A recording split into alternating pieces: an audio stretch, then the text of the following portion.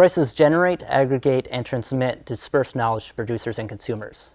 But what good does this knowledge do unless producers and consumers have the incentive to respond to that information by incorporating it into their plans and actions? This is why both profits and losses are crucial. The pursuit of profits and the avoidance of losses provides firms and individuals with the incentive to respond to the flow of information provided by prices. Profits and losses inform producers if they're using scarce resources to create products that people want at prices they're willing to pay. They are a feedback mechanism providing the incentives for people to respond to the information being provided via the price system. Profits foster the pursuit of new opportunities. They encourage people to undertake the risks necessary to come up with new products and new ideas. Every new idea and new business is a risky undertaking, and humankind would still be stuck in the Stone Age if we did not have the incentives provided by profits. Profit seeking is simply an attempt to create the goods and services that we value with as few resources as possible. This frees up resources and labor to be used in producing other goods and services that we value. Losses, by contrast, encourage prudence.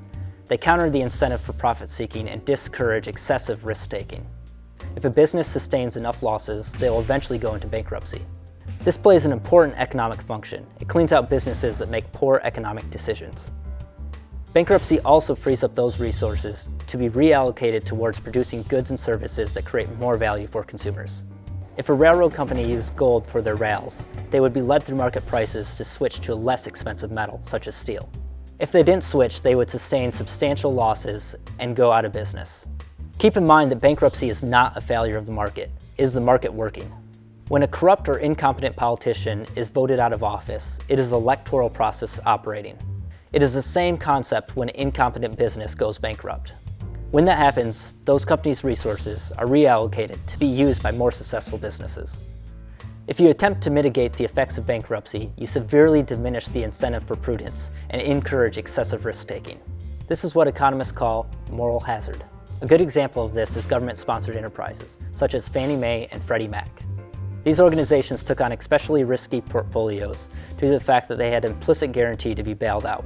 This creates perverse incentives where bankers reap all the gains but suffer no losses for high-risk investments.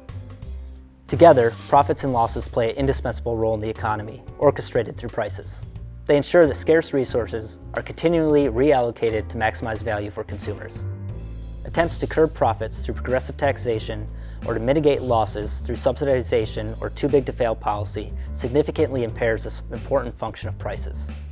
This leads away from the optimal use of resources in the economy, making consumers worse off.